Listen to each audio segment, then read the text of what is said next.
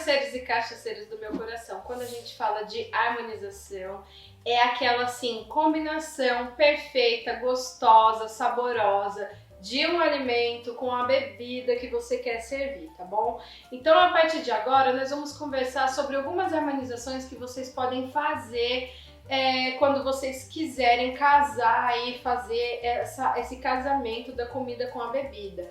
Uma coisa que eu gostaria que vocês entendessem é que a harmonização é uma experiência sensorial completa, ou seja, nem a bebida e nem a comida podem se sobressair, elas têm que mesmo que se complementar, essa é a palavra correta, tá bom? Elas têm que se complementar e têm que andar ali de mão em mão. E uma boa harmonização é aquela que quando você coloca o alimento na boca, mastiga, e você coloca a bebida na boca, engole aquilo, a boca fica limpa, você dá aquela zerada no palato de vocês, tá bom?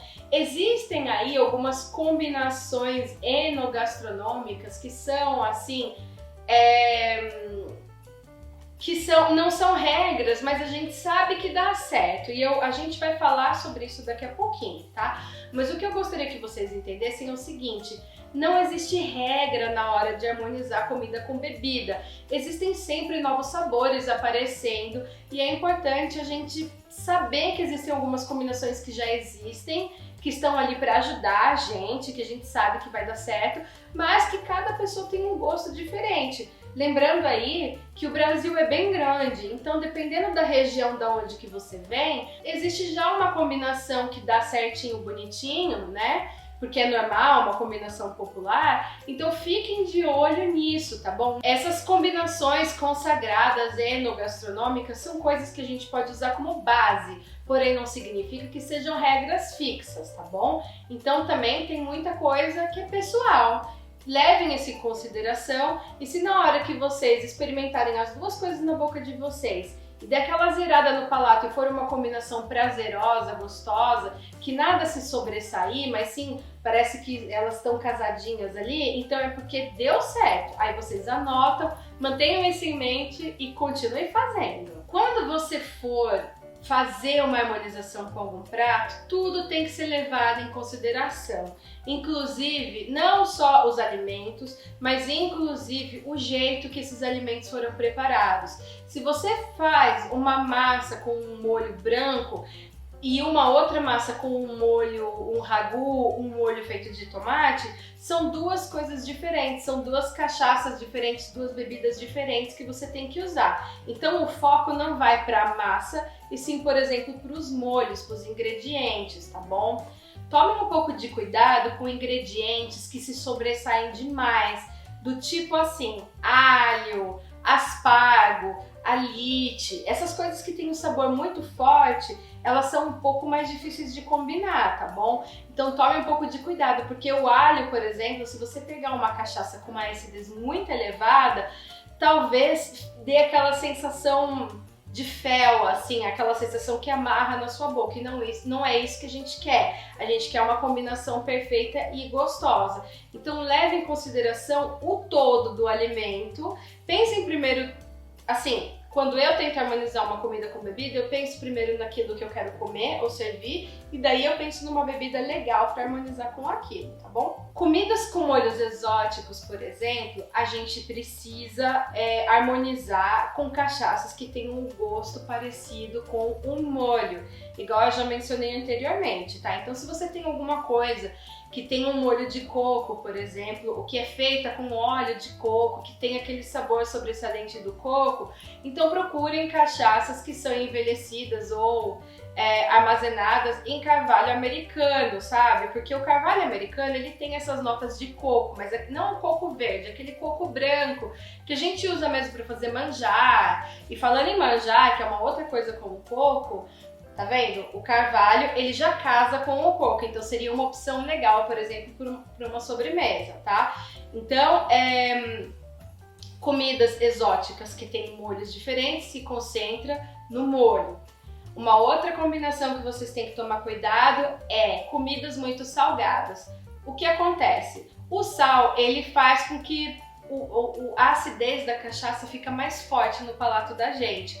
Então evite salgar muito a comida, tá? Tenta dar uma diminuída no sal, porque daí, a hora que você for fazer aquela harmonização com cachaça, aquela acidez vai dar uma equilibrada no alimento e ele vai parecer que tá um pouquinho mais salgado do que aquilo que ele já é, tá bom? Então tomem cuidado com comidas salgadas, tá bom? O ácido também causa uma salivação na boca, tá? Então é legal combinar alimentos gordurosos, igual, por exemplo, a clássica feijoada, com uma cachaça, tá bom? Com uma cachaça, você pode colocar ela, tanto a prata, né? Mas eu também gosto muito da envelhecida, eu gosto bastante da carvalho do bálsamo para isso, tá bom?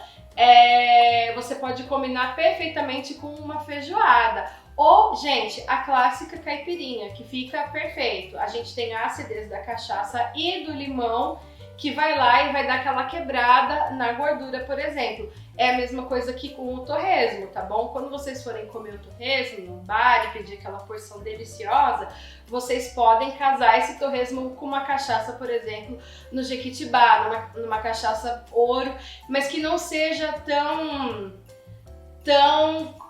que não fique muito tempo dentro de barris, sabe? De repente 1 ano, 2 anos, no máximo aí 3 anos. Não precisa ser uma cachaça premium, mas pode ser uma cachaça armazenada e ela também fica super gostosa. A prata também fica muito legal. Existe uma outra combinação legal que fica boa com prata, que é quando você vai servir algumas azeitonas, por exemplo, né, uma entradinha como um petisco para alguém, ou comer azeitona, fica legal com cachaça prata, por exemplo, tá bom?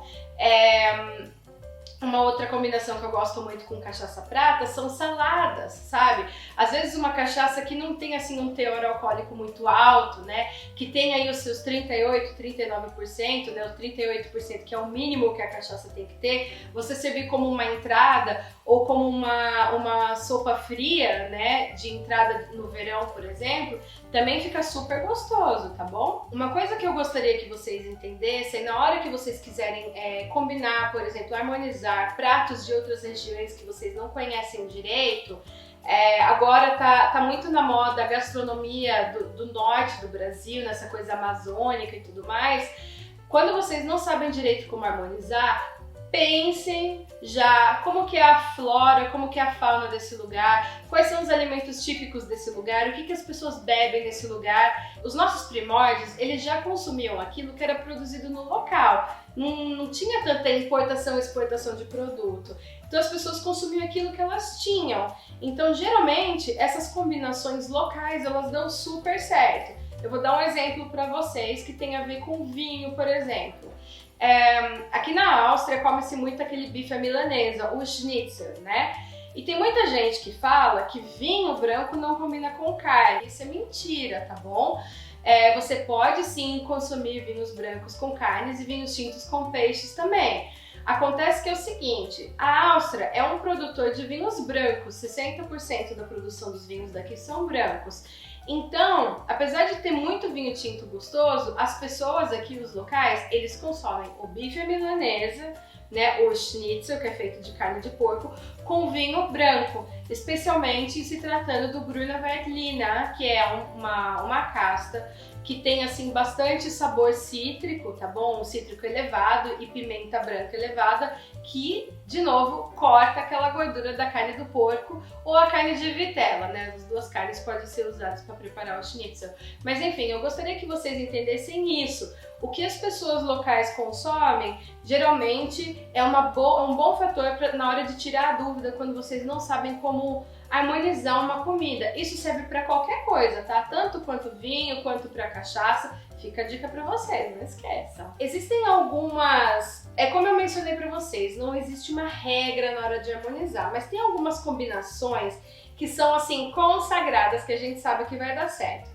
Uma delas é coisas parecidas. Por exemplo, o doce com o doce. Igual eu mencionei para vocês, o manjar de coco, né, feito com aquele coco branco, com leite de coco, né, leite, essa coisa láctea, chama muito o carvalho. O carvalho, os sabores que ele dá assim para bebida é justamente isso, é baunilha, que lembra a gente do leite materno, inclusive, né? São esses fatores igual cacau, chocolate, especiarias, um pouquinho de canela e tudo mais, tudo isso combina com o coco, né? Já dá pra ter assim aquela ideia. Então, por exemplo, um manjar branco harmonizando com uma cachaça envelhecida em barris de carvalho americano, vai ficar super gostoso. Uma coisa também que é gostosa é, por exemplo, se você harmonizar o pudim de leite condensado com uma cachaça no carvalho europeu, que geralmente é o carvalho francês, que aí não tem aquelas notas de coco, tem mais aquelas notas de baunilha e de chocolate. Falando nisso, se você pensar na calda do caramelo, o que também fica gostoso é uma cachaça que fica bastante tempo na castanheira, que também dá aqueles sabores de chocolate pra gente, um pouquinho florais também, que complementa talvez um pouco aquele caramelo, tá bom? Então isso é por doce com doce. Estão entendendo onde que eu quero chegar? A segunda combinação é por contraste. Ou seja, é a hora que você pega aquela caipirinha clássica, deliciosa, para contrastar com a gordura da feijoada, que a gente já mencionou antes, entendeu? É a hora que você pega, por exemplo, aquele bobó de camarão, né, na moranga, e você combina com uma amburana, né, que fica legal. Mas por que é contraste? Gente, a amburana, ultimamente as pessoas têm usado ela pra combinar com o doce. Também a amburana fica muito gostosa, aquela coisa do doce com doce. Mas, por quê? Porque ela tem aquele sabor, assim, de especiarias, de canela, de cravo, de maçã do amor. Ela tem uma acidez mais macia, né? Ela é mais tranquila, ela é mais elegante. Ela lembra um pouco de amêndoas, entendeu? Essa coisa do pistache, tudo isso daí é a amburana. Automaticamente as pessoas associam esse cheiro da amburana ao doce, tá bom? Então por isso que fica legal a amburana com doce. Só que você também pode contrastar isso daí e colocar ela, harmonizar ela junto com uma moranga. Por quê? Porque a abóbora, ela pode ser usada tanto para coisas doces, para pratos doces, quanto para pratos salgados, igual o camarão na moranga, correto? Então a gente tem que usar essa coisa adocicada assim da moranga, porém usada para fazer um prato salgado, e aí fica esse contraste, o doce com o salgado. Vai depender do jeito que a abóbora está sendo preparada, e vai ficar muito gostosa essa amburana com essa moranga, vocês vão ver só. Que é uma outra combinação por contraste gostosa, que não é assim necessariamente uma comida, é o próprio café, tá bom? Se vocês forem em algum bar, especialmente assim um bar italiano, ou talvez vocês já tenham ouvido falar do café coreto, nada mais é do que um expresso com uma dosezinha de grappa, tá? Então vocês imaginem, né, esse amargo do café, a acidez lá em cima de novo elevada, vocês colocam um pouquinho de cachaça, aí eu colocaria uma cachaça envelhecida em alguma madeira, tá bom? Pra dar assim aquele ar pro café. Então é mais uma combinação que vocês podem assim usar e abusar, inclusive até servir esse café como uma sobremesa, né?